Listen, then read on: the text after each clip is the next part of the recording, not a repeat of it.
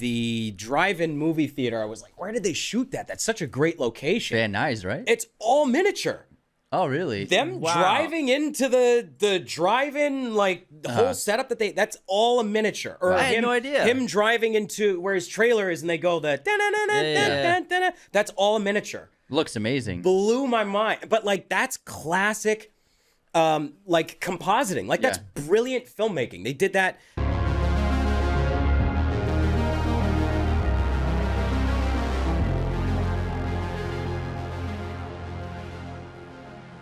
Hello, movie friends. Welcome back to the show. It's time to talk about a genre we haven't really touched on that much, but we adore Westerns. And specifically contemporary, modern-day Westerns, 21st century Westerns, because so many have been made. But also we'll dabble into, like, what is a Western? And we're joined by Justin Tate. Welcome to the show, pal. Hey, man. Huge influencer on TikTok, Instagram. You make awesome content. How are you? I'm good. How are you guys? I'm good. We're Great. Go ahead and talk into that mic. Yeah, get in there. Okay, Tell us about yourself, Get into man. that mic, yeah. What's your favorite color? Blue. I like long walks on the beach. I'm a Sagittarius. Perfect. Sag. Pisces. Oh. Tell us about your social media. Well, that whole thing ended up coming to be, I wasn't really a big social media guy, in fact, at all, really. And then I made a Western. I'm wearing the shirt right now. You can't see, it's a little chilly in here. It says Crew, but it says The Awful Kind on the He back. dressed up and everything. He's got the Yeah. hat. You Yeah, got the boots. love it. I got Love the it. boots, and I got a Tombstone belt buckle. We should have dressed up. God damn it, Come man. on. And so I made this Western, and I shot it all in one take. It's 22 minutes. I shot the whole thing in one take. Wow. Impressive. Yeah, we rehearsed it for a month. I had like 9 of my friends, you know, some of the most talented people that I know, and put them in this thing and wrote parts for them. But then it was like the world shut down, and I had this movie, and we went through the festival circuit, and I had spent almost $3,000 submitting it to festivals. I spent $30,000 that I raised myself and sold my car to finish it. Wow. And we had Paramount did all the post-production work on it. The color house was Light Iron, who does like David Fincher's movies. I was literally in the editing bay. So over lockdown, did you begin your TikTok? 'Cause, Yeah. like, you make great content, Yeah. super creative, lots of What's like, your handle for everyone here? At Justin Tate, Taite. filmmaker turned content creator. Yeah, well, it was an actor originally, so it was like I was sponsored into the country for acting, and then Where are you from? I'm from Canada. Foreigner. Yeah, and then I got expelled from that school because I started training with another guy who I guess there was bad blood in the past with this guy in that school. And he was Benicio del Toro's teacher, and I met Benicio and like had conversation with him and it was unbelievable. You know, Lawrence Fishburne came in and would watch our class. I mean, Jason Momoa was one of the other students. I felt like I got my acting black belt when I walked out of that situation, and then when I go into the real world, it was like everybody's doing YouTube and shit, and I was like, Yeah. what? I've just been working on plays, you know, for the last 4 years, like Tennessee Williams, and I was curious how I was going to be able to integrate, right? Like, It's fast changing. It was new. The kind of content. I mean, we had different apps. What was it back then? Vine was popular. yeah, well, that's where Vine. they had Yeah. all blowing up and on. it's led to TikTok now. Yeah, and But Vine was not monetized, so no one was earning money off of Vine. But they could. They were making money off brands and yeah, everything. off but brands Vine and off- wasn't, yeah. Vine wasn't making money. Logan- if they Paul, connect on yeah. YouTube, then the YouTube would make them the money. where they all started. Yeah. Yep. So I was like essentially shown the ropes from these people, like brought into this world. And I guess once the pandemic hit and I had this movie, I swore to myself, I was like, I need my own audience. I will never, ever, ever again put all of my resources into something that I love as much as I do and not have an outlet for it. But we're in pre-production on our own short film, and we've realized, because we're looking through all of the casting sites, and as we're looking through thousands and thousands of photos, of profiles, headshots of actors, and there's so many actors that it seems like the best way to go about approaching that industry is making your own content. Yes. Yeah. I would tell anybody that. I get hit up every day by hundreds of people asking me, I want to be an actor. I love your channel. What do I do? do what I'm doing. Yeah. Make Right? content. I'm doing it. But you're cool because your content is so unique. No one does it like you. The way you edit, or you edit yourself into scenes. Like I think my favorite video you've done is you edit yourself into the bar scene in The Shining, and you're Jack, Jack That was talking good. to Lloyd. It's Yeah. really great. Yeah. It's Yeah. so seamless. You do a great job with the green screen. It looks super real, and I think that stuff's so fun and it plays. But like building an audience is so important. If you're making content, like we're making a short film, and we wouldn't have done this like 2 years ago without an audience. You know, we built this audience. We have the freedom to do what we want. Now we have an audience that will check it out because Yes. they love us so much. And they love Yes. the show, and that's such a huge pull for if we try to get into a festival, or we try to get sponsorship from a studio or try to buy it from us. Like we have a built-in audience, which is really important. And like Yeah. like we were looking through the acting reels and actor headshots. There's thousands, and it's like. The way to stand out is to make content and to like do something creative, I think. I've looked through 8,000 profile like actor headshots in the last 2 days. About It's like you've been 8,000. going through your Grindr account. I feel like I'm on.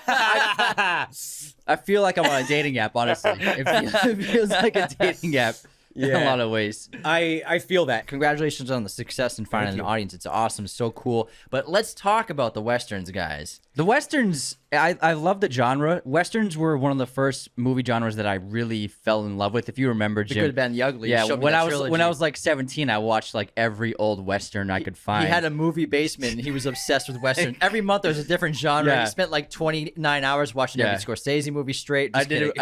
I did. I watched like every Woody Allen movie. I watched like every French New Wave movie. I It was went Anthony's movie yeah. basement.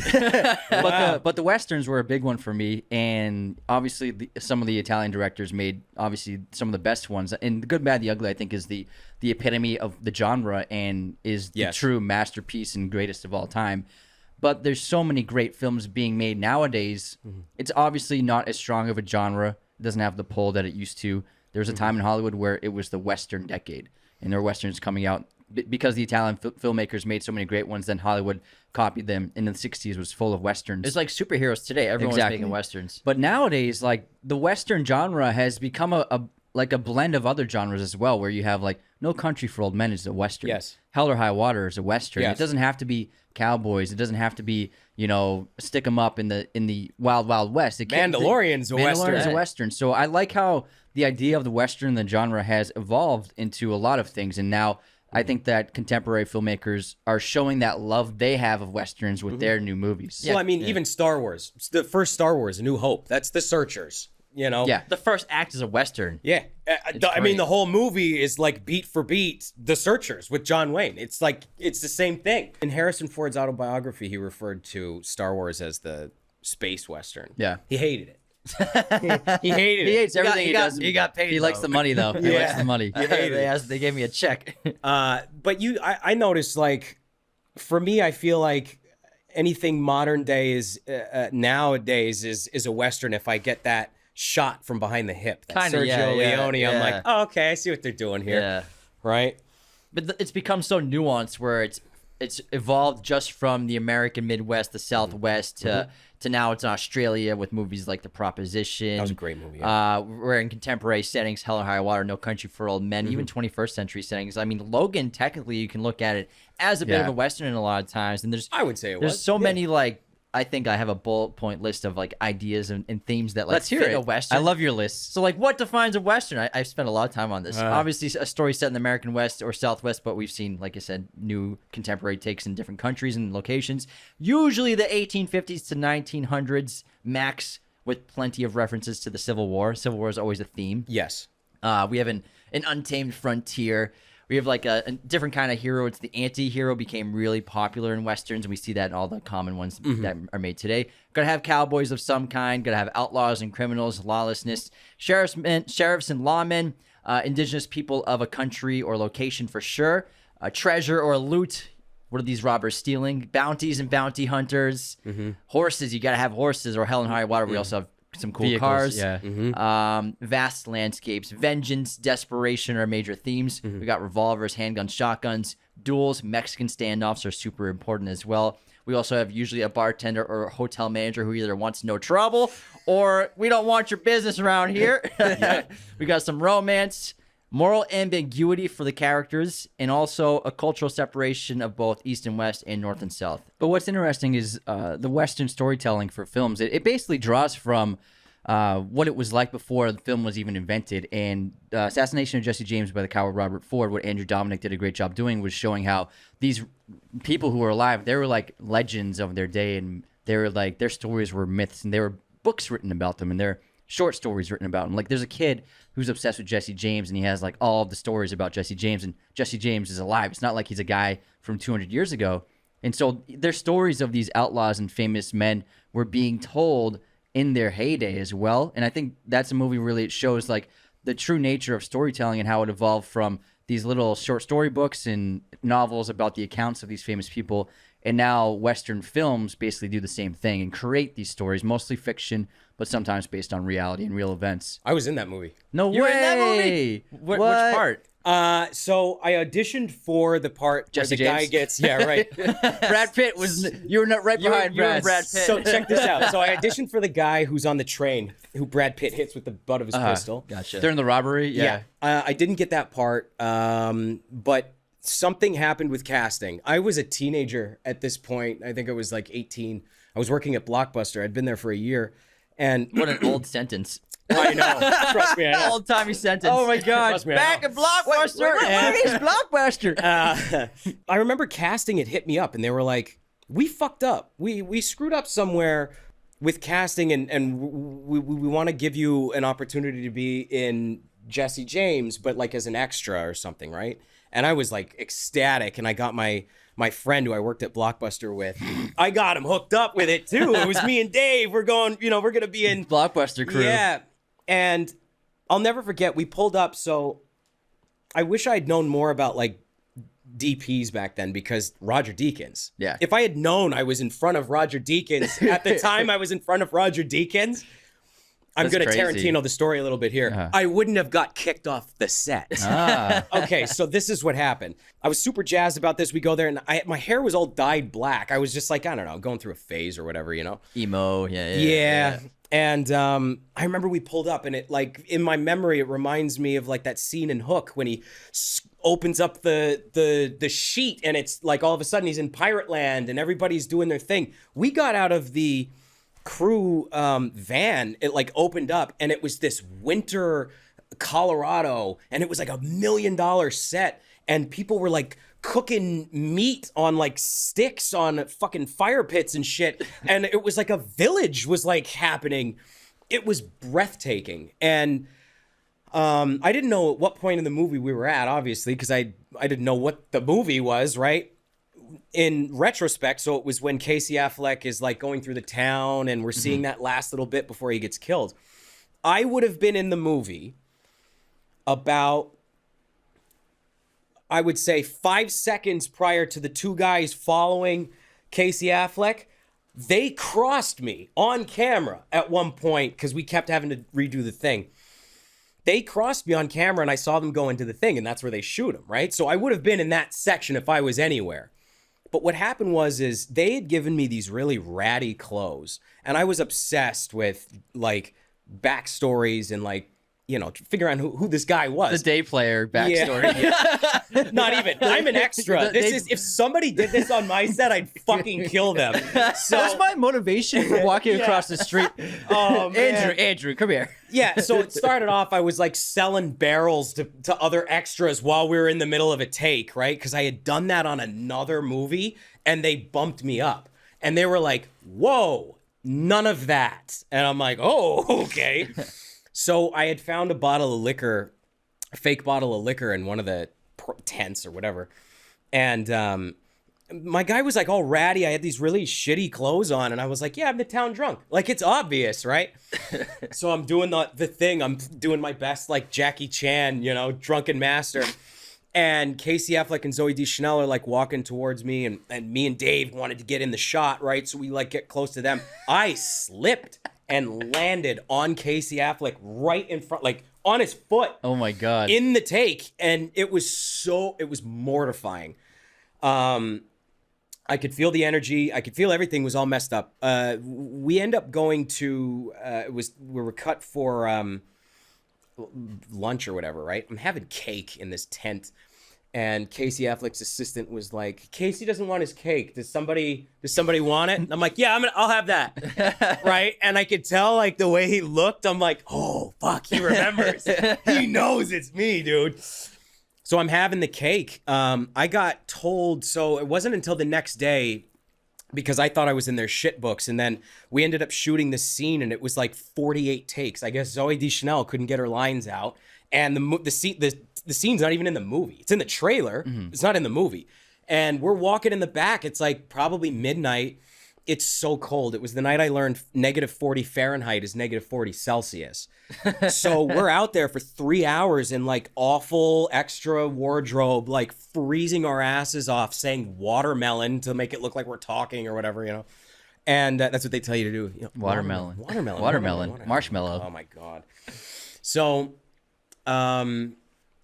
they liked me because I ended up like, you know, sticking it out, and I'm Got like, your no, stuff man, together. like I'm in this take, man. I'm gonna fucking show up. Anyway, I got hit up the next day, and they said that they had reviewed, I guess they had reviewed the dailies or whatever, and there was too much of a resemblance between me and Brad Pitt, so I wasn't allowed back on set. Too good looking. He's, Too yeah, good looking. I guess, right? He's dead in the movie, and I had dark facial hair and everything. Yeah, It might be distracting for the audience to like, oh, is that Brad Pitt? They might all think with dim lighting and you're not like close up, like you can't tell. So because he has about the same length hair you have for a beard. Same, and that. It was really problematic. So this was, I think this was like 2004. I believe 2004. It came out in 2006, I think. Yeah, 2005. It took so long. It took so long for that movie to come out.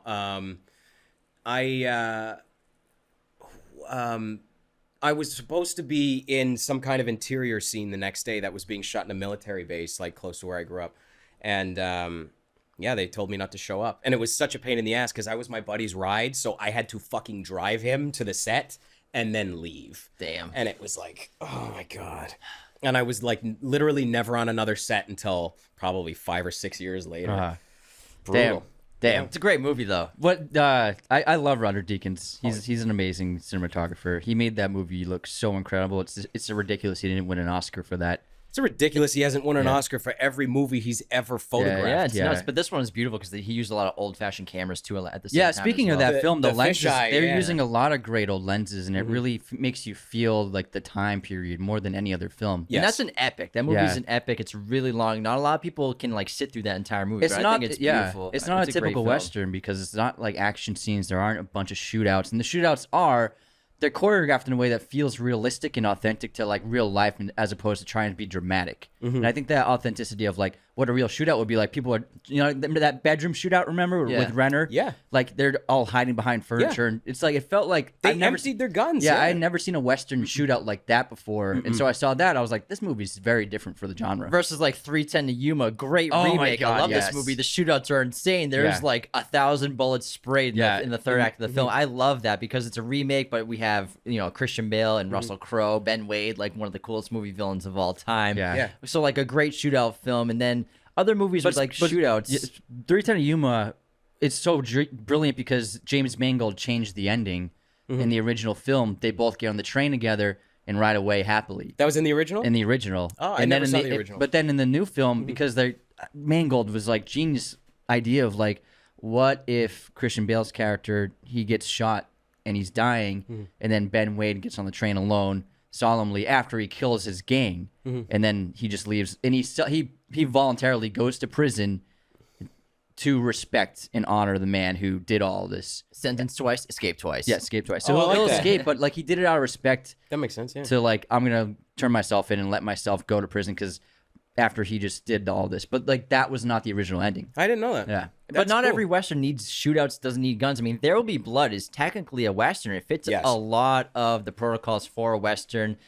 We're in the contemporary that setting of the desert and vast landscapes, but we have great themes of vengeance and greed and just great characters with Daniel Plainview for sure. And then, but a Django Unchained, that's a Western with a ton of gunfire, but like a different kind of Western we never really seen before, following an escaped slave versus a lot of Westerns in the 20th century. They avoid slavery as a topic, which unfortunately just, you're kind of masking a huge part of American history, which I think that this century's done a great job showcasing with Westerns for sure. Absolutely. And Tarantino has made arguably the two best, traditional westerns of the century. Yes. With both The Hateful Eight and Django Unchained, because they're both incredible. They're both so well done, I agree. so well written, and they are both westerns. And for like a traditional western, it hits all those buttons.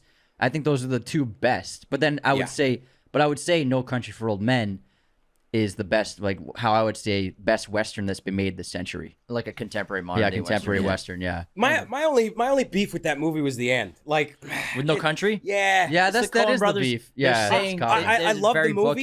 Very book accurate. Yeah, I love the movie, but it's like I still, I know it's like the popular thing, like if you're like a film guy to be like, oh, I like Clockwork Orange and I like whatever. But I thought the ending of that movie was trash. For I did. Brolin dying and not just showing- how it just stopped. It's- was Oh, just no, I like- love it. I was like, It's come like on. it's the Tommy Lee Jones scene with his brother in the Dude, house. I get no. Well, the last moment is Tommy Lee telling the dream Right. to his wife, and I get goosebumps when the credits cut. When it comes to black, I'm always like, oh, it's so good. But people See, can't I'm say always that- like, why can't we see the rest of the movie? Cinematically, it's not a great third act if it's just a screenplay because we don't see what happens to Llewellyn. Obviously, we find out he's dead. We don't see it, so a lot of audience people who haven't read the book, they probably don't love it. Then we have that long conversation with his brother about the coffee and the cats, but basically kind of the themes of the movie being talked about. It's kind of slow. It's just kind of like a slow beat for the end of the film. Also, so there's three conversations. He has the conversation with his brother, and then he has the conversation with the neighboring sheriff, where they're talking about how times are changing. Right. And then he has the conversation with his wife. So it's three. Garrett Yeah. Dillahunt, Yeah. right? Yeah. Oh no. The older sheriff from another older guy, from a the- neighboring town. right, They're right, both okay. like working on this like cross investigation. And the film ends the last 20 minutes of just 3 dialogue scenes. But I think it's fantastic because it's no other movie really does that. Like the climax happens, there'll be a resolution 5 minutes or so, then the movie ends. But this movie, the climax happens, then the third act is still pretty long, and I really enjoy that. I think because they also Anton Chigurh's car accident, that's his great car too. accident, yeah. So it touches on, but they discuss like the main themes of the film in every conversation, so they all matter. do, yes. Every word spoken has a really important thing to say about the story. So I love the third act of that movie for those reasons. I think the only other movie that I remember that had an ending similar to that was The Pledge, where it was just like, Oh, Nicholson? yeah, where it was just like, this is real life. Like sometimes the killers don't get caught. That's the world we live in. I respect that, Yeah. but I don't know. It's like, but does that make it a good ending? It's like that's where I'm up. Like I loved every beat of that movie. There wasn't a false moment, and then just when it got to the end, I was like, I just felt that in my gut. I'm like, what the fuck, man? Where's the rest of the movie? For me, when Tommy Lee is talking about the dream, I am like glued to his like eyes, yes. and because he's such a great actor in He's that. But incredible. I just gets me goosebumps every Yes. time. I adore it. Do you It's guys so think good. that, to go back to Tarantino, do you think that Once Upon a Time in Hollywood is a Western? I was actually going to bring that up. It kind of is like ambiguous. so- It kind of touches on a lot of aspects, even has the production of a Western going on, but Yeah. like the characters are very kind of Western, like they got cool names. But at times it does feel like a Western. What I think what Tarantino did was he took the structure of a Western and the beats that a Western will hit, and he just put it in and made it a Hollywood movie. Sure. About Hollywood. Instead of riding a horse, he's driving Yeah. a car back to Yeah, his place. so to it's his I would trailer. say it's a Hollywood movie, like it's about Hollywood. Yeah. So I wouldn't call it a Western, but he took the Western ideas and structures and approach to storytelling, and then he put it into the Hollywood movie. And he put a Western in it. Yeah. You know, the Yeah, making an of a actual Western, And yeah. Bounty Yeah. Hunters, Bounty Law, like Bounty a lot Law. of themes and concepts from Westerns because he loves them. I think he put that into but Once Upon it's a Time in movie Hollywood. about movie making. Yeah, that's the what title obviously is like a play on Westerns as well. One of the it's such a nuanced little bit in that movie, but it just gives me so much joy. Is when they're sitting there and they're watching the show together, and you're just sitting there, and he's like, that guy, Good guy. good guy. I know what you're talking I'm like, about. I'm like, oh, that's man. like something someone would say in a real conversation. Totally, Like, they make- totally. yeah. Oh, Here we go, here we go. that was we shot that in over by Calabasas, like Oh, over in the Malibu. Yeah. Yeah. I know that spot. Guy's an asshole. Yeah, I know. love Yeah, I that. love that. That's just great writing. It's brilliant. Yeah. And I saw something recently that blew my mind because the drive-in movie theater, I was like, where did they shoot that? That's such a great location. Van Nuys, right? It's all miniature.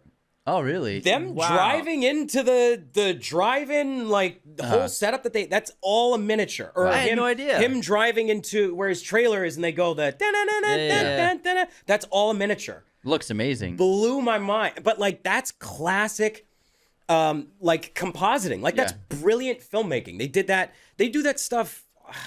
Now it's just like another excuse to use CGI, but it's Yeah. like if it's real, I mean the miniature was fucking huge. I gotta if you look see that it, up. I it's- had no idea because I always wonder. I'm like, where the hell did he film this? I live in LA. I've been to Van Nuys. Yes. Where the fuck is the That's space? not like, there it's at not all. It doesn't exist. It's all Where's buildings this now. huge yeah. area and this big black That's backlot? amazing because they did what was so impressive about that film was they rebuilt Hollywood Boulevard to make it look like it was the 70s and it was That's my just- neighborhood. Yeah, it's amazing. I was literally up there when all of that stuff was going So cool. down, and I was like, I re-signed up for extras casting so that if they had hit me up, I'd be Yeah. able to, show up. That's amazing. It didn't happen, but I actually Because what you I- look too much like Brad Pitt. Yeah, right. For that one. What I do actually have, though, and I'm incriminating myself a little bit with this, but whatever the movie's made. When I was making my Western, they were sourcing their props out at the same time. So I would go to the prop house, ISS, which is like one of my favorite places in Los Angeles. If you guys ever have a chance to go there, if you're sourcing out your props, talk to Jordan at ISS. Yes, sir. They have just an array of like, it was like in the Matrix, guns, right? Western guns. And it was like whoosh, whoosh. And it was any gun you could think of. We got Gatling guns. We got the old Colts. We got everything. And when I was talking to the weapons guy there, I wanted to take a look at the real Gatling gun because I wanted to source out whether or not I could actually record it and how much that would cost, right? And the guy had a basket in there with magnum opus on it.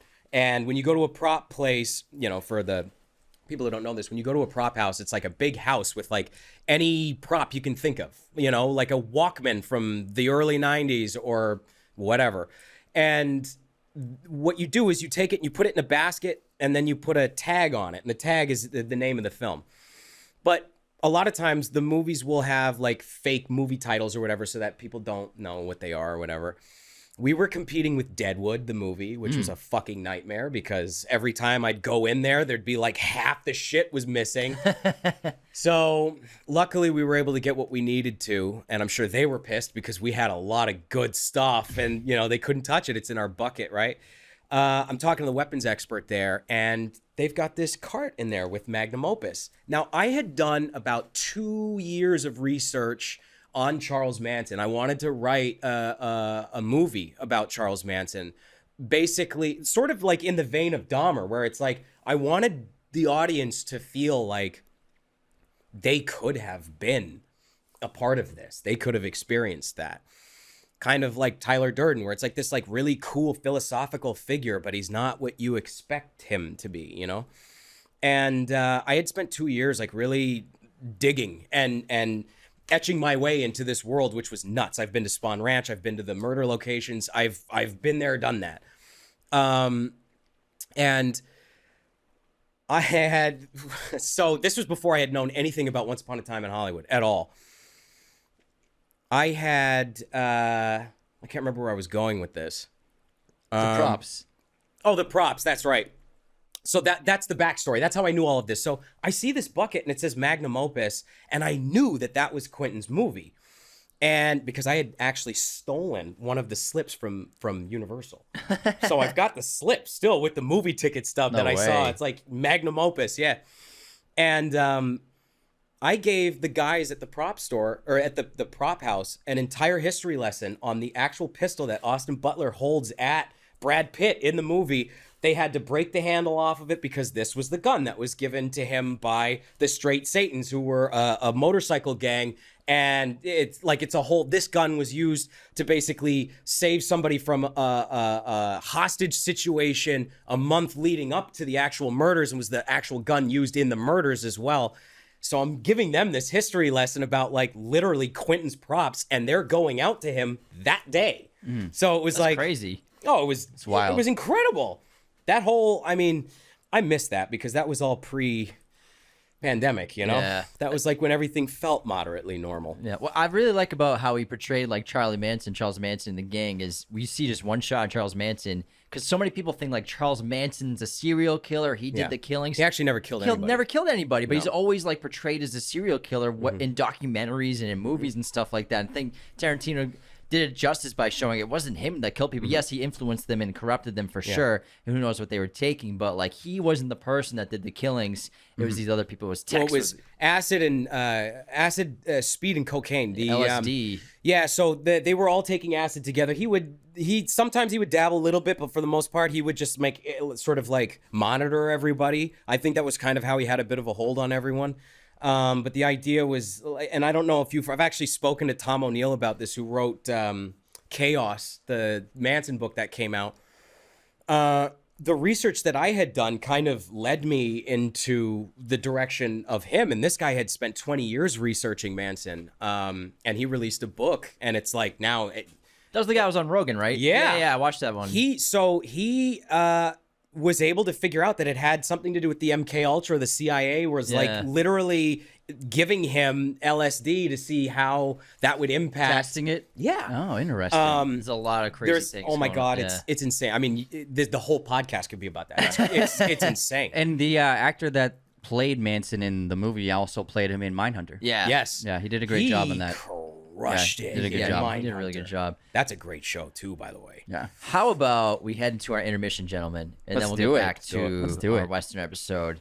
Now we do movie quote competition, pop quiz, and movie release here. Let's start with the movie quote competition. Let me see if I can stump you guys. on All this. right. you All right. ready? I'm gonna get my list out too. Here we go. You see, in this world, there's two kinds of people, my friend. Those with loaded guns and those who dig. You dig. Oh, that's it's one of the Dollar Series films. That's Good, the Bad, and the Ugly. Yeah, Correct. The final scene. That's Eli Wallach. Yeah, Eli Wallach. Ooh. Damn. Yes, sir. Anthony, what do you got? Girly, tough ain't enough. The impression. Girly, tough ain't enough. Damn, I- what's that? I know it. What's it called? The freaking. Tough ain't enough. What's the car? Gran Torino. No. Gran Torino. Or Or are you thinking Girly, tough ain't enough. True Grit. No. I don't know. $1 Million Baby. Oh, I was thinking. I had Clint in my head. It is Clint. Yeah, I thought it was the girl in Gran Torino. Okay, so No, the girl in True Grit, you mean? No, Gran Torino. Uh-huh. The Clint Eastwood movie. I thought that was a line where he's speaking to the girl. What girl? The girl in the movie. No, it's a boy. Is it? Oh, Yeah, it's a yeah, boy. yeah. He takes in the Girl. kid under his wing. Yeah, Isn't he? he's yeah. I think you got mixed up with True Grit. Vietnamese. Yeah, I think Yeah. I did get it mixed up. Yeah. the True Grit is a girl. Yeah. It's Haley Steinfeld. She's great in that movie. Steinfeld. Girly. Okay, so I got two. One of them is this was the one that I felt in my gut when I came here. I'm like, oh, I'm gonna get them with this one, All right. but it's not a Western. Okay, but the other one's a You Western. can do whatever quote you want, man. It's all good. Yeah, it doesn't have to be a Western. All right, I'm gonna see if I can stump you guys on this one. Let's hear it. I'm gonna run you over when I come back down. Gonna run you over when I come back down. Oh, sounds so goddamn familiar. Can you act it out? Can you, I'm gonna run you over when I come back down. God damn it! What is this? Somebody hit me with this in the 6th grade, and I never forgot it. That's why I was like, the second you hit me up with this list, I'm like, oh, I got something for them. I'm gonna run you over when I come back. I don't know. It sounds very familiar though. I can't get it. Jurassic Park. Oh. Dennis Nedry. Oh, the Dilophosaurus. Oh my god. Can you believe that? And that's the thing, because you got it on the headphones. Yeah. I'm like, oh. It's a great quote. Good one. Yeah, that's Good that one. one's deadly. All right, one. guess this movie release year. All the Pretty Horses. All the Pretty Horses? 2002. I would say 2003. 2000. Ah, Whoa. Matt Damon and Penelope Cruz. Wow. Cormac McCarthy novel. Yeah, it's a good book. Movie's pretty good. 2000. Yeah, they're young in that. Oh my God. Okay, He did that before Born? Yeah, before Born. Yeah. Holy smokes. Born's so good. He had a Yes. great like 6 years. Man. 2000s. Holy crap. Matt Damon in the 2000s. Holy early 1990s 2000s. Yeah. I mean, Good Will Hunting. All right. What year did The Outlaw Josie Wales come out? 1973. I think it's 1976. 76. Ooh. Ah, Nice. Great Look job. at this Great guy. job. Great job. Look at this my guy. buddy Andy actually, he's a very talented artist. Right here, Andy Pagana. His art teacher painted that poster. Oh, wow. Yeah, It's a yeah, great yeah. poster. It's, I mean, him with Yeah, the thing. he's It's like, like, oh my god. Yeah. What is the? Oh, okay. Here we go. Okay, you know what? I'm gonna come at you with this then, because we kind of touched on it. Assassination of Jesse James by the coward Robert Ford. It's either 07. 2005 or 2000. I'm gonna say 07. 2000 and. Wasn't that the year that There Will Be Blood in No Country came out? I'm gonna say 2006. I'm going to say 2007. 2007. Wow, 2008. same no, 2008. So they came out, but they were the Oscars that year. What's nuts Or is no. too because we shot it in like 2004 or something. Like it took. They all forever for that could. movie They all to came come out in 07. Yeah. They all came out. Because Deakins Wow. didn't win. That's shocking. Yeah, it didn't get nominated for Best Picture though, but it got acting for both Brad Pitt and For nominations. Yeah, In Casey Affleck. Casey got nominated so too. good in that movie. But yeah, it was that was a great was year a- for movies. Oh yeah, my god, he was so. Good. That was like a hugely sought after role. Obviously, Brad Pitt's gonna get Jesse James, but like a lot of people were trying to get Robert Shaw. 2000 Robert Ford. Robert Ford. Ford. Yeah, Sorry. 2007 was Ford. great. By That the was a coward Robert Ford. great, Yeah. great year of movies. He was. Oh my god, he was so good in that movie though Yeah. too. He did an excellent job. And Sam Shepard, rest Yeah, in peace. Shepard's great. He's always great. Yeah. All right. Movie pop quiz time, gentlemen. How many Cormac McCarthy book to film adaptations have there been? And bonus points if you can name them all. Oh my god, a friend of mine was in one of them. Oh, really? Yeah. 6. I'm gonna say 4. Can you name them? The Well, Road. four's the answer. The Road. Okay. The The No Road. Country for Old Men. All the Pretty Horses. Blood Meridian. No, that's never been made. That I thought Franco made that. No, he made did Child of God. Child of God. That's the one my Child of buddy's God. in. He's the child of God. That's sick. Yeah. I don't Oh, think, I don't think yeah. they'll ever be able to make Blood Meridian into a movie. Yeah, That's it's- just like yeah. unadaptable. The Road was outstanding. Yeah, that that's- would even be a western too, like Yeah. a post-apocalyptic. Absolutely. All right, Anthony, your turn. Oh yes. Here we go.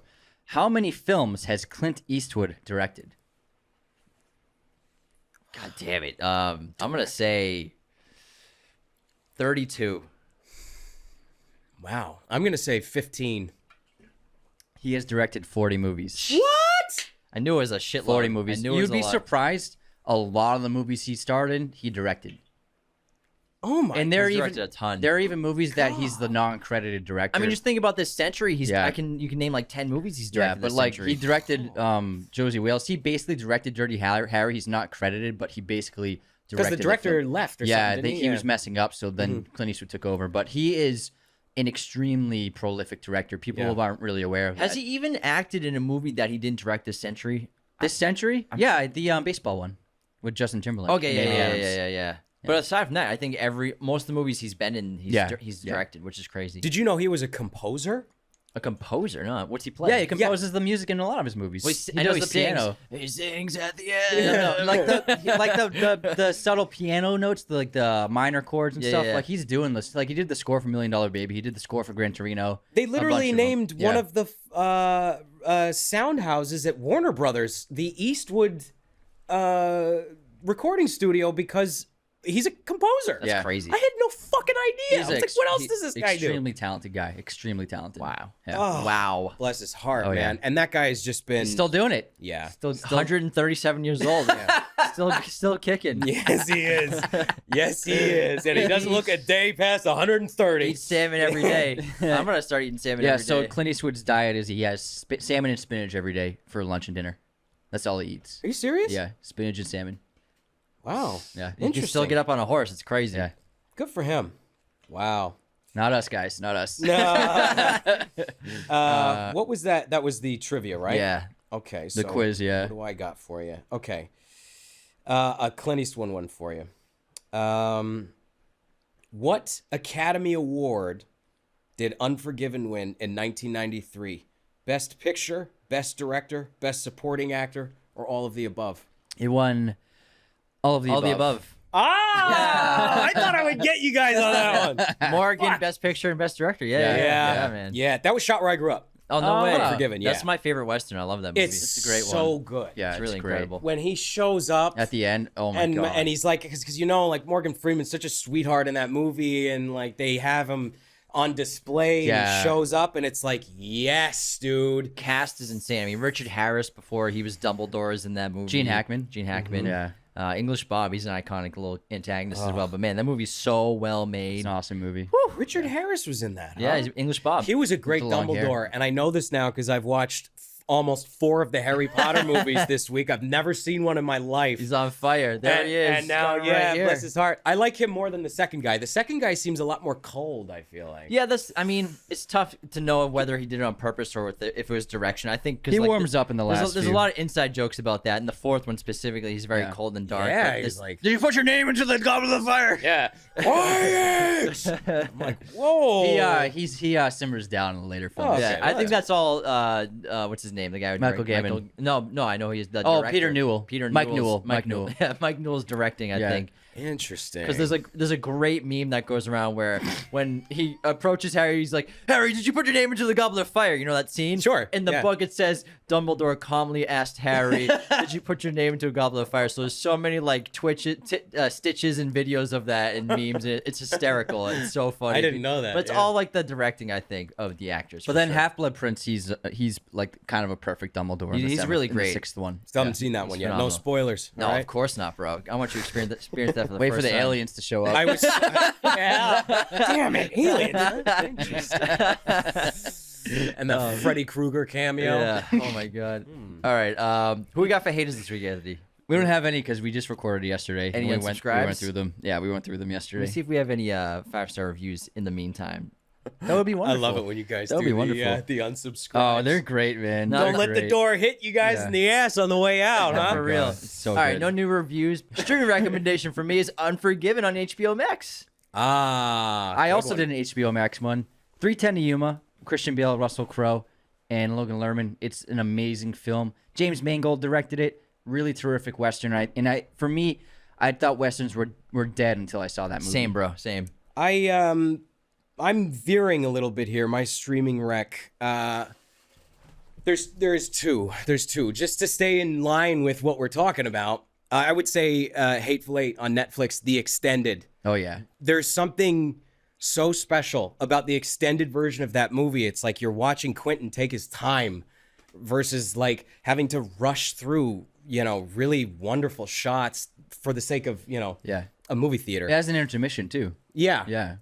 Yes, and it's so honestly like that's the way to watch it. I think Yeah. I would say that, but I would also say just because of today, I would say HBO Max, Batman: Mask of the Phantasm, because today, On the day of recording. on the Yeah. day of recording, I don't know why I'm so fucked up by this. I used to see him at the gym.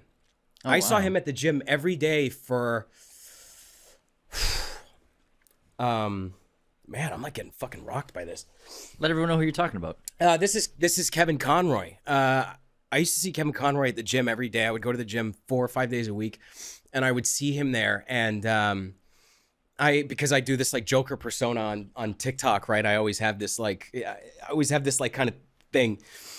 We were stretching next to each other one afternoon, and I just kind of look over at him, and I'm like, I know who you are. And he looks over at me and he goes, That's Don't funny. tell anyone. Don't tell anyone. And we just great. always had this like exchange ever since then. And I don't know. I played all those Arkham games, and like I imagine you guys grew up watching the animated series. Oh yeah. That movie too, Phantasm, was great. It's that's why I would suggest it, because that's one of the best Batman movies that nobody talks about. Yeah, when I woke up this morning and I read that, I was really rocked by that. we So got sad. a lot of DMs from people. He touched a lot of lives and people really loved him. Yeah. Yeah. Iconic voice. Yeah. All right, let's get back into our Western episode. And just to stay on the Hateful Eight, because I think this is Tarantino's most underrated movie I think it was one of my favorite movie theater experiences of all time. Christmas Day. We saw Christmas Day, 70mm IMAX projected film. It had an overture in the opening for 10 minutes. We got like a. Did you see it at the ArcLight?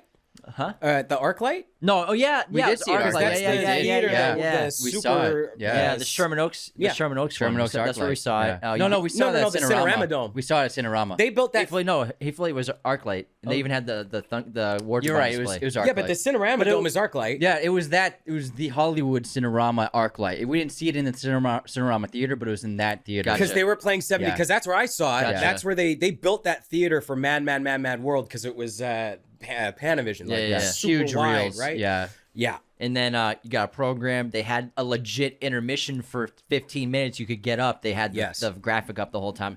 Awesome experience. But this movie, I don't understand the hate it gets and why people think it's boring. All these comments every time we post a clip about it. Obviously, many people love it in our comments, and a lot of fans like it. But consistently, whenever we post a clip on TikTok or Instagram about the Hateful Eight, it gets a lot of backlash because people think it's boring. And I think it's it's top 5 in Tarantino's filmography, possibly top 3. And plus, Samuel Jackson should have agree. won a His best golden role. statue for that Yeah, role. I He is agree. tremendous in that movie. The characters are so fascinating and interesting. It's hysterical. It's dark. It's witty. It's kind of like a horror movie at times too. But I think it's just a brilliant script and brilliant characters and movie. I just think it. Did you ever read the screenplay? No, I haven't. No. Oh, it's like the character description for Samuel L. Jackson's like a page long. I love bet, it. yeah. He's Love got a non-regulation cowboy hat on.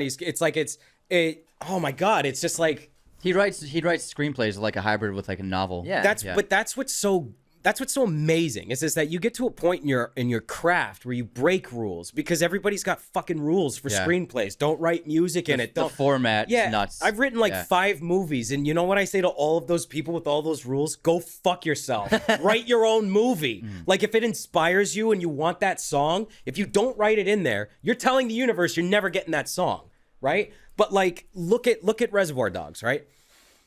Quentin spent most of the production money on that. The music. Yeah, on that Yeah. on the music, right? So it's just like say what you want, man. You know. And Cormac McCarthy, we're talking about him because he's written so many westerns. I mean, the way he writes, he uses like no periods and no quotation quotations. He has marks, odd yeah. grammar in his books. Yeah. And obviously, not everyone's Cormac McCarthy, but like if you're an artist and you have a vision, you shouldn't be just like handcuffed Yeah. to these rules. And also with the Hateful Eight and its music, my favorite part about the film is Tarantino's famous for using so many Ennio Morricone songs Yes. in his Oh my films. God, bless his heart, I But love him. he uses Morricone songs that have already been made for movies in the past, Mm-hmm. and then he'll use other music as well. But like Morricone songs are always present. Mm-hmm. But this is like an original score written by Ennio for this film. He won an Oscar for it, and I love that it's like. Mm-hmm. But it's also the thing. yeah, the Yeah, thing- yeah. Well, Oh, no, he's he kind of- put yeah. some of the thing in it. Right. Yeah, Some unused tracks. from There's the an thing. 8-minute track from the thing that wasn't used in the movie that Tarantino put in, but the rest of the score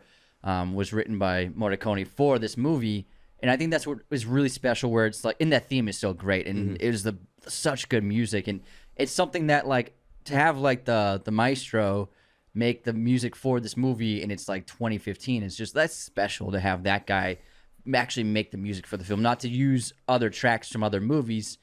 But this is an original score, and I love that about the Hateful Eight. It's so Yeah. beautiful. I love how it's a western, but we're in a blizzard. Usually, you have snow in some Yeah. westerns, but there's no desert. We have some That shot of the landscape shots. horses? Yeah, but Oh my it's just, God. it's a giant blizzard that's going on, and in the opening's so bold, where it's like 7 minutes of a slow push in on a statue or of Jesus or Yeah, I believe so, yeah. Jesus Yeah, on the like cross. that, He's on the Yeah. cross with, and you'll score for like 5 minutes. Yeah. And I loved every 2nd of that movie, and I Yeah. think it's a brilliant opening. Robert Richardson's his DP, and Yeah. he's one of the best to ever do it. He has been for a while. You know what I just learned? I watched Ninja Turtles the other night, the one from the 90s, the first yeah, one. nice. The live action. Yes, best. Sally Menke edited that. That's Really? Quentin's Tarantino's editor Yeah, edited that? I had no Wow. idea. Do you know that before every take, the actors say hi to Sally? Really? So if you there's an outtake reel of Inglourious Bastards, Uh-huh.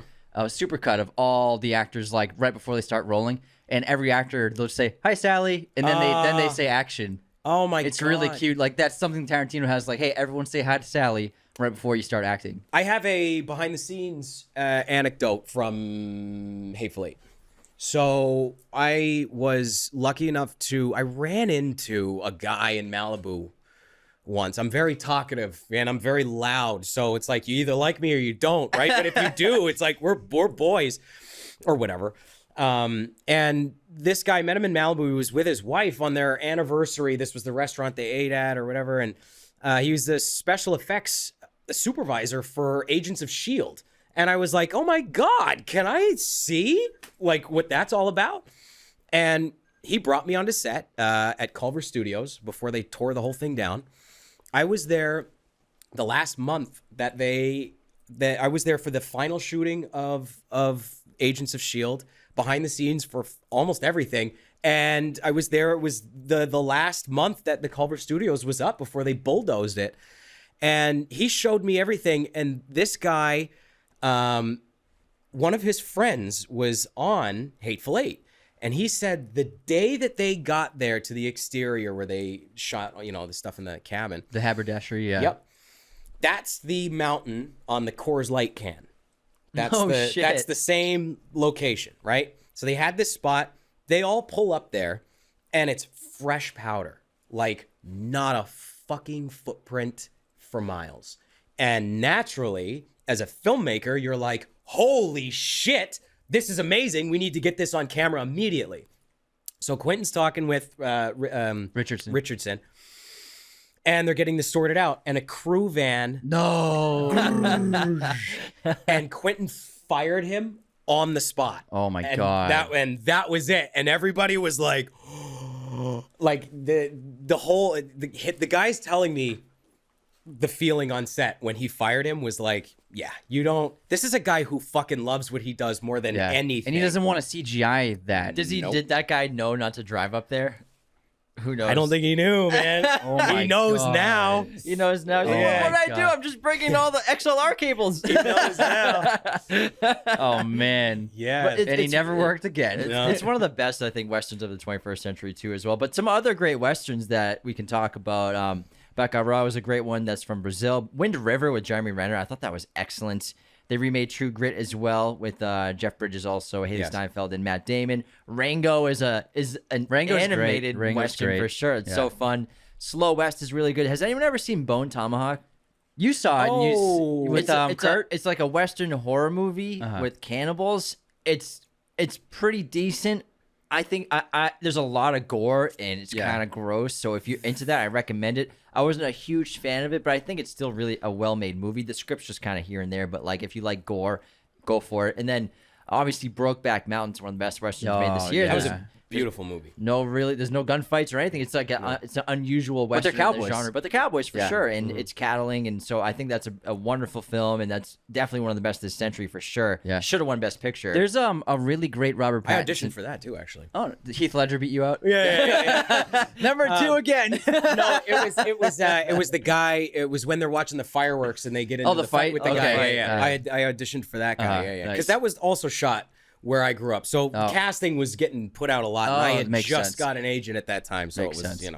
There's this Pattinson movie with Mia Wasikowska called Damsel.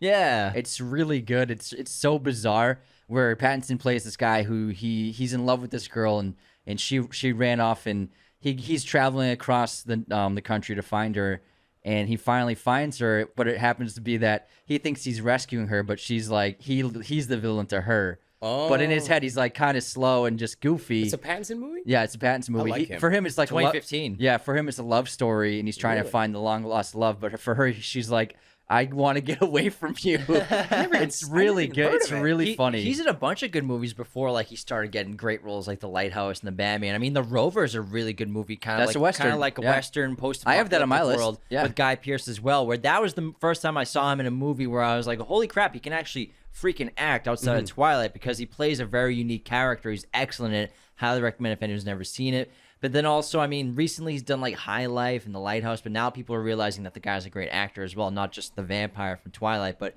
you know, I think he had a string. Cosmopolis, he's really great in that movie as well. Good so, Time. Yeah, Good Time. Good Time More was- recently, yeah. That was what sold me. I was Yeah. like, really, Pattinson as Batman? Come on. And then I saw Good Time, and I was like, You should see High Life. Have you ever seen that? no, I never saw one. He was in a space movie. He's excellent in Claire, it. Claire Denis Did made it it like 3 years but ago. for me, it was The Rover as well. Yeah. With Guy Pearce, and I was like, because I remember we love Guy Pearce and we Yes. love The Proposition. Such a good and movie. David Michôd made The Rover, and he did Animal Kingdom as well. And I remember seeing the trailer, and I was like, "Oh, guy from Twilight's in this." Yeah, same. But then we watched it, and we were like, "Whoa, his accent and his acting is like he's blowing Guy Pearce out of the water." And Guy Pearce is amazing. The proposition, what's interesting, there was like a stream of like 5 movies or something like that Nick Cave and Warren Ellis did the music for that were just like Yeah. out of control. It's for me, I think it started with Assassination of Jesse James, Such and then a it was good like The soundtrack. Proposition, The Road. And a lot of those songs ending up on my writing playlist. They do something to great. your mind that like helps you. Did you listen to Blonde? He did Blonde. Did he really? Yeah, he did Blonde because Oh! Andrew Dominic made Blonde. And he's done all of Andrew Dominic's movies. That was a tough pill to swallow. I still haven't seen it yet. Holy Still haven't I seen it. recommend shit. watching it. I recommend check it watching out. it. I recommend watching it too, but it's a lot. I love how it was shot. Yeah. I It's love beautifully that- made. Yeah. Well, and it's like you're transported into these photographs, but there's also like there's not a single moment in that movie where I'm like, oh, I don't believe that they're in New York at this time. It's like I believe it all. But it would have been nice if somebody smiled or laughed in that movie for even 30 seconds. Hostel is another great western that's coming out Hostel's- this year. yeah, Scott Scott Cooper, Cooper. Christian Bale, Timothy Chalamet's in that movie. People forget he's West Studi. Yeah, he's like West the Studi's younger great. guy. That's the one that's coming out soon, isn't it? Which Bones one? and all. The Christian Bale one you're talking about? Oh no! No, no, So, so this is- Hostiles came out like 4 years ago. Okay. He plays the Civil War one? yeah post Civil War. Right, During right, Civil right. War or post Civil War? It's civil. It's I think it's during Civil War, and Yeah. he's in charge of a company that's tasked with transporting a village chief and his family across the landscape to their home safely. Yeah, you're thinking of the Pale Blue Eye. Yeah, That's the one that's yeah. coming out. Yeah, right? that's December. coming out, Yeah. Yeah, right. and that's right. in Victorian England. He's got the same Similar- goatee. yeah, that's similar. right. He's I got was great like, oh, facial hair. shit. He like can fit in every setting you need him in any period. we saw him in person a month ago, and it was like, oh my Really? god, yeah. I got this close to him. Really? Yeah. Yeah, I think he I went would've- over to smell him. I just I bet was you like, he smells terrific. I needed to see him up close. I was like, oh my god, Jesus, it's Christian Bale. Jennifer Lopez walked by me last August, or not last August, the August before. I was at the Beverly Hills Hotel, and she walked by me, and I wasn't sure if it was her or not, but I kind of had a feeling. And it didn't sink in until, like, you know, when somebody walks by you and then there's like a second and then you have can the smell connection. them. Yeah. Right? You know what I mean? You know, it's like you get that like waft where you're like, oh, that's what they smell like. That's what $1 billion smells like. Yeah. Yes, exactly. I was like, holy shit, she Wow. smells terrific. I don't think I've smelled anything like that. Was Ben with her? No. No. that's too bad. She just had, there was like a crew. Too of bad. people around her. Jimmy would be more interested in I'd be Ben. following Ben like out of the Would you? door. Yeah. You're my favorite Batman. He was your favorite Batman? Pretty much, yeah. I'd say. Is yeah. that right? Why Yeah. would you say that? I think Pretty dumb answer, right? I'm just kidding. I think if- you're entitled to your he's opinion. the best Batman, not like the best all around. Obviously, Christian Bale's the GOAT, but I think Ben encapsulated in terms of like Batman, the suit, the combat, the action, the gear, the tech, the character. I think his Batman is my favorite. It's awesome. Interesting. I think if he had his own movie, people would like lose their fucking mind. We'll see what Warner Brothers can do. We'll see. Interesting. Hopefully, I'm fine with Pattinson being Batman. That's all I need. I'm three- happy with that. Why not have two Batmans? Because I want too much, man. I agree. It's too much. There is a lot. Pattinson's good. Yeah, I think Pattinson's Ben did a great Affleck job. was in a bunch of shitty movies. It just kind of is what it is. It's too bad. yeah. If they did it right, we've talked about this 1,000 times. They Yeah. did a solo Batman movie first before I mean, I love Justice League. Keaton. Keaton's the, Yeah. Adam West is hilarious. It's a very different Batman, but True. Has Ben ever been in a western? Ben's never been in a Western that I can think of. He's probably too tall. I don't think he ever guided his career in that direction for Ben Affleck? Westerns. I mean, you could kind of say in a little bit of a way, the town's kind of a western, sort of. Oh, It's not- absolutely. But It's it's not in a Western. city it's setting. not a Western. It's kind. I mean, it's Cops and Robbers. It's Cops and Robbers. So It's is Heat a Cops and Robbers. Yeah, Western? it's Is less Heat a well- Western? kind of. Is Heat a Western? Kind of. yeah, I would say that it's Just no it's- landscape In shots. LA. It's LA. I will say Hell or High Water is a Western. Yes, Hell or it High has Water is a the Western. geography that you need. Exactly. Well, It's and an the interesting characters. point. I think the yeah. environment is just as important as having people with guns. Oh, absolutely, for sure, 100%. so that's I why agree. you can't say I can't say that the town is a Western. Yeah, It's that's just a why cop- I didn't say it was. It's kind of Cops and Robbers, but one of the main criteria I said is the landscapes, the setting Yeah. is sets. That's is part an of a interesting Western. And- point, though. I yeah. mean, it's like Robin Hood, where it's like he's, Is Robin Hood a Western? And We gotta have some limitations. You're right. I'm just posing questions. But here. I love Hell or High Water. Yes, It's it's good. I actually watched it again a month ago, and it's really fantastic. Chris Pine and Ben Foster are phenomenal together, and I think that the movie is so underrated. It was actually nominated for Best Picture. Was it really? Yeah, it's so well done, so well written. But it's really about the character work that these actors did. Jeff Bridges is great as well. But I mean, I love that movie. Aren't they making a sequel too? a sequel? Yeah. Not that I know of. I thought I heard that. my only bone to pick with that movie was they started it off with this wonderful shot of like, wasn't it like the camera just like turns around? And It then you turns, see- yeah, But to the and then it turns to them Right. approaching the bank. with and the I was car. like, oh man, we're in for like some really creative, unique shots. And then it just was shot very average. Like they hit the default button and then they ended it with that thing. And I'm like, oh, okay. Shit.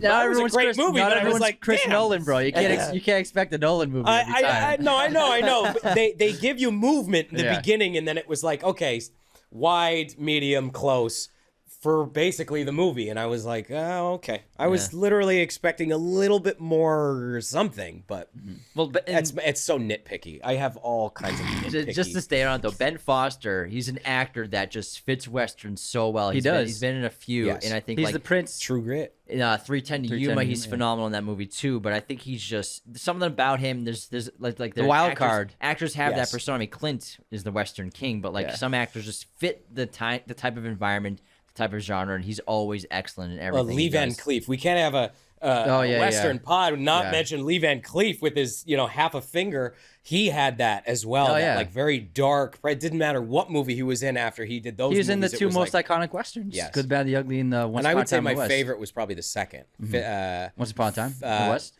No, there was Fistful of Dollars, A Few Dollars More, and then Good, the Bad, and the Ugly. Yeah. I think my favorite was A Few Dollars More because it was like Clint versus Lee Van Cleef, and there's so many great moments where it's like you see how Clint does his job, and then you see how Lee Van Cleef does his job. He chases the guy, he jumps off the balcony, and then he pulls out his gun from the horse and shoots him from far away. It was like, I loved that. Yeah. Good, the Bad, and the Ugly is amazing. It is a masterpiece. And I guess, I don't know, maybe I'm edgy.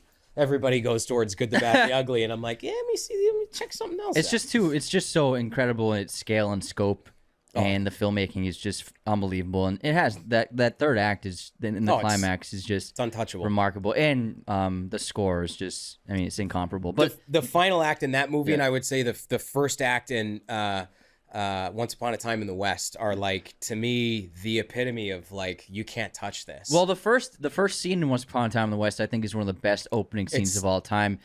There's no dialogue. It's Nope. just the men waiting for the train to arrive, and then he shows up, and then they have the quick shootout. where he goes, Yeah. You brought not enough remember. horses. Yeah. He's like, nah, you brought too many. Yeah, it's 15 minutes, but it's all just cinematography and sound design. Mm-hmm. It's terrific sound design for that scene, and it really sets the stage for that film. But it's an amazing opening scene. Oh yeah. You could argue that Tarantino's also made another Western this century with Kill Bill Volume 2. Oh, interesting. That movie is very It's much pretty a Western. Western-y. That You're whole right. first Yeah. 2 acts of that movie is pretty much a Western. Bud, With yeah. Bud in the desert and the trailer in the strip joint. That movie is very much a Western. And then you could say the getting buried alive yeah. and escaping. And the fight with Daryl Hannah's character is a shootout. yeah, basically. it's a duel. Yeah. So like that movie's very much like a kung fu Western, you could say, which is I think versus Kill Bill 1.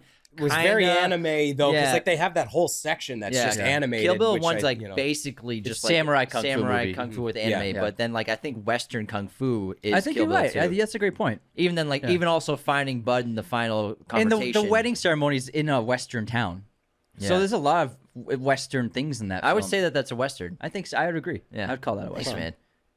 Yeah. the Here to help. I never support. thought about it until now. Yeah, man, you're a smart Kill guy. Bill. It makes me sound so stupid that it brings something up. You're like, wow, man, you're really smart, actually. Good job. Because like if the self recognition of like, wow, I said something smart. You shouldn't like say like, hey, I never. That was pretty good of me. That was pretty good of me. Pat myself on the Yeah, you back. should limit patting yourself on the I am back. pretty dope. We did good today. We did good. I do have a good job, man.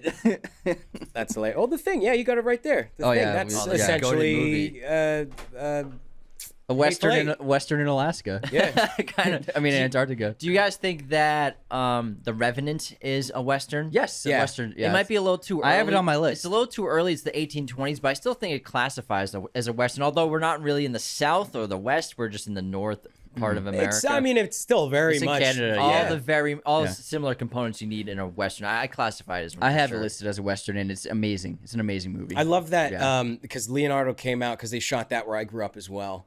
What And- haven't they shot where you grew I up? know. Well, it's like it's anything. So it's Calgary. I grew up in Calgary, so it's like anytime you need mountains or Oh, like it's like westerns. that's the or- place. So it's and it's easy. just- It's close. You don't have to fly across Yeah. the world. so it's Yeah. it's coincidental that like nothing like okay, Ghostbusters was the last thing that got shot there. Top Gun Maverick was shot in Calgary. Right? Yeah. Seriously. Right. Lost out to Miles Teller on that one. Which is so nuts because I moved away from there because nothing was getting shot there, and then Yeah. I move away, and they're like, "Let's just shoot everything here."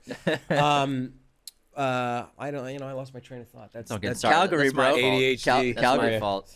Calgary, bro. Yeah, exactly. Calgary Flames. That's what we've learned in this podcast. We're talking about The Revenant. Oh, The Revenant.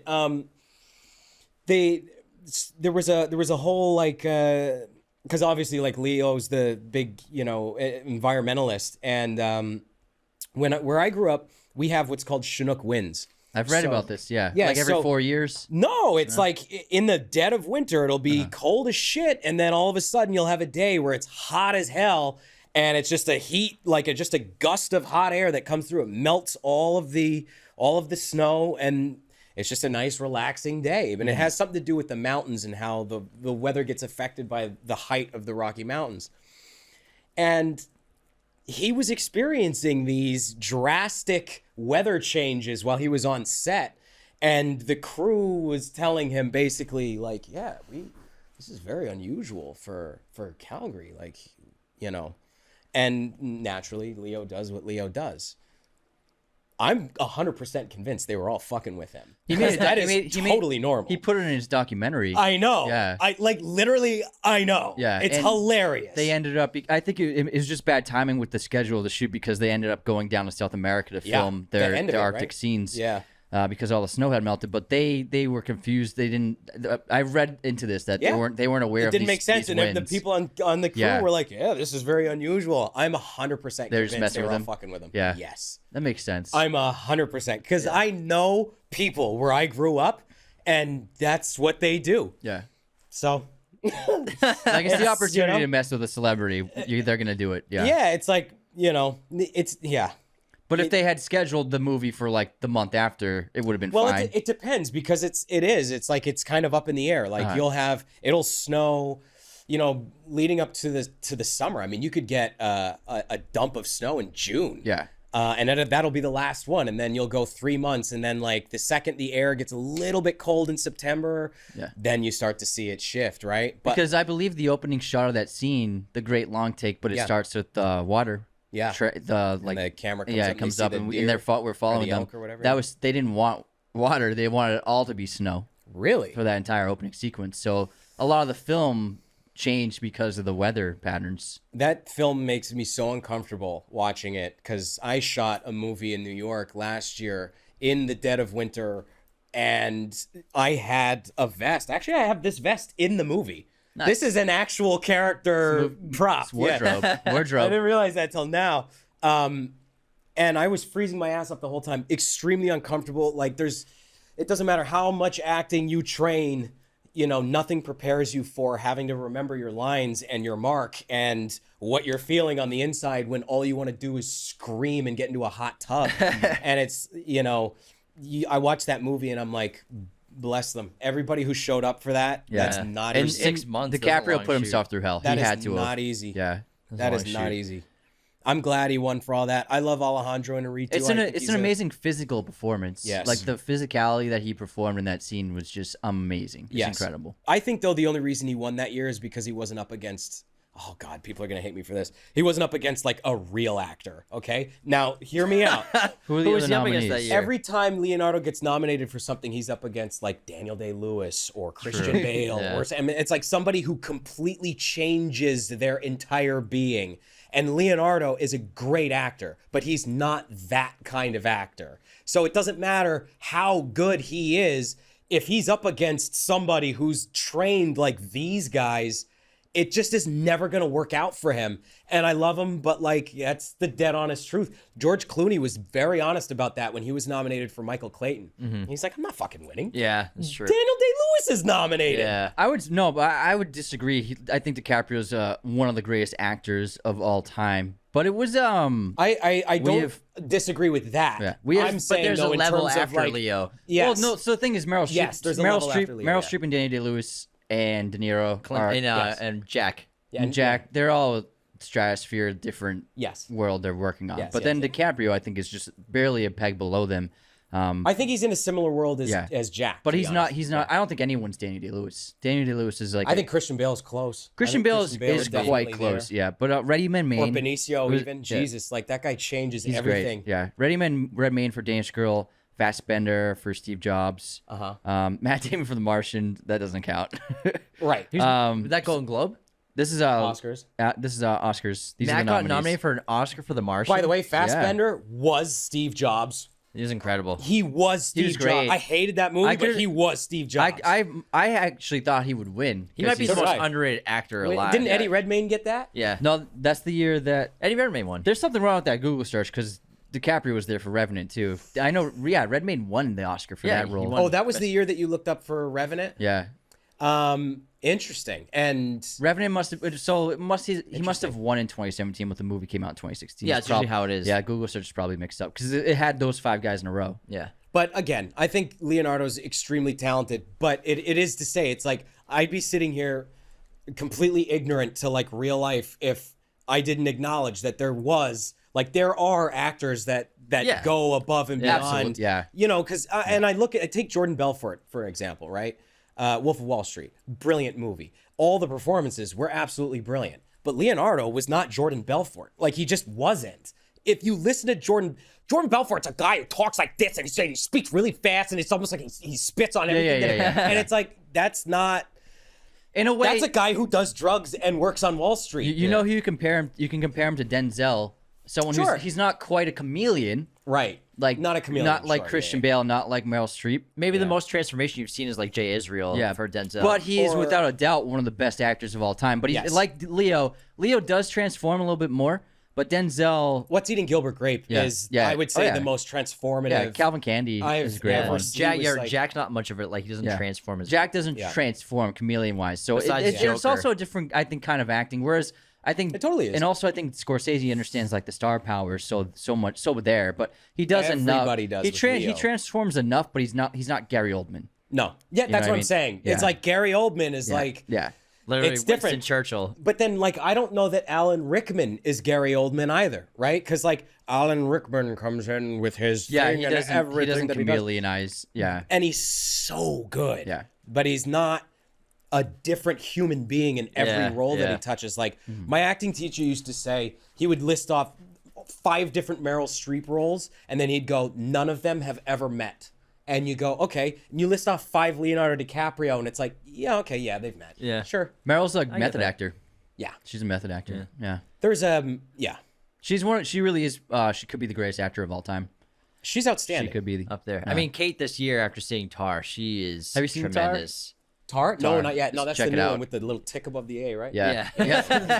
I'm like, It's Tar? it's Is it incredible. Tar? You're so uncultured. yeah, I'm like, It's the what is it? performance of the year. She's incredible. Like it's so good. I highly recommend it for anyone who loves acting.